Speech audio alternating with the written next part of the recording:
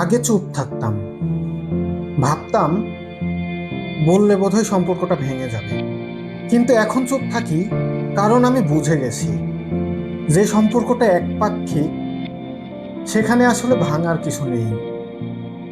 শাশুড়ির কথাই শেষ কথা, তোমার কাছে মাই সব। আমি শুধু সংসার চালানোর একটি মেশিন।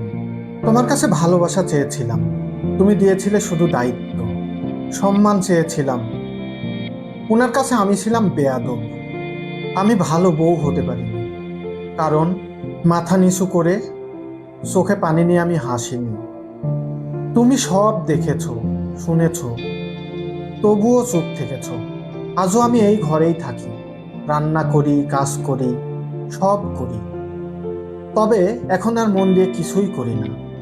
আমি শুধুই দিন গুনি, কবে এই সংসারটা শেষ হবে, না হয় আমি।